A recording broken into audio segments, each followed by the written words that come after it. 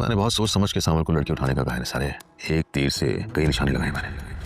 अब जो होगा देखा जाएगा। तैयारी पकड़ ले। मूसा को जानती नहीं हो, वो किसी भी हद तक जा सकता है।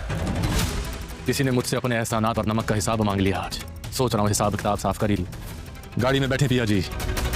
अस्सलाम वालेकुम दोस्तों, हर पल जियो जो ड्रामे सावल यार पियाज अपडेट सां गॾु हाज़िर थी चुका आहियूं। इन खां पहिरीं असांजे चैनल ते न्यू आहे त सब्सक्राइब करे हाल ते क्लिक कंदा दोस्तों। त बिना देर न त पंहिंजी अपडेट जे तरफ़ तव्हांखे इंतज़ारु कोन था करायूं।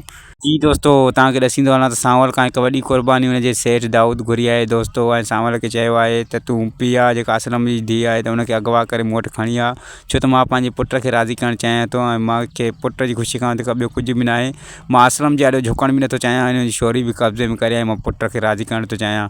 तंहिं ते सांवल हामी भरी आहे दोस्तों। तव्हां नेक्स्ट एपिसोड में ॾिसंदो त उहे पिया जे आॾो पंहिंजी गाॾी जलींदो ऐं चवंदो त जॾहिं मां सॼी उमिरि जो जंहिंजो खाधो आहे त हुनजे निमक मल्हाइण जो वक़्तु अची वियो आहे। गाॾीअ में वेह ऐं पिया हुन खां सवाल कंदी ऐं माना सोचींदी त हीअ माना हेॾो इंसान मसीहा शख़्सियत ऐं हीअ क़दम अॼु कीअं थो खणे। ॾिसे हीअ नेक्स्ट एपिसोड अचण वारो जेको आहे त धमाकेदार थियण वारो आहे दोस्तों।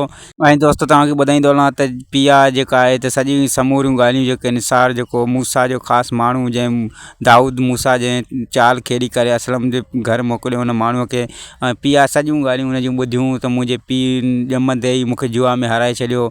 ऐं जेका मुंहिंजी माउ आहे त उहा मुंहिंजी सॻी माउ न पर विगी माउ आहे, छो त जंहिं मूंखे ॼणियो हुयो त उहा त शादी मुंहिंजे ॼमण जी राति ई माना मरी वई हुई। इन जी असलम मुंहिंजे बाबा असलम जी ग़लतीअ जे करे, छो त उहे जेको आहे त दवाऊं वठी न पहुची सघियो, पंहिंजे माना फेल में मसरूफ़ हुयो, जुआ जे फेल में मसरूफ़ हुयो दोस्तों।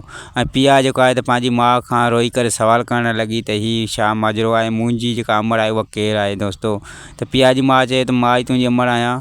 तंहिं ते हू अञा बि रोई पई त मां समूरियूं ॻाल्हियूं जेके ॿुधी चुकी आहियां बाबा जे दोस्त जूं। ऐं दोस्तों मां तव्हांखे ॿुधाईंदो वञा त आलिया जेको कॾहिं बि न चाहींदो त मां इन तरीक़े सां जेको त पिया सां शादी कयां ऐं बदगुमानी ऐं माना हुनखे खंभे खणी अचणु ऐं उनखां पोइ उनखे पंहिंजो करे मां सुख जी ज़िंदगी गुज़ारां, त आलिया कॾहिं बि ईअं न चाहींदो। बहरहाल मूसा जेको करे रहियो आहे त तमामु ग़लति करे रहियो आहे। हू पंहिंजे पुट जे ॾाढो कॾहिं बि ईअं सुरखुरू थी न सघंदो।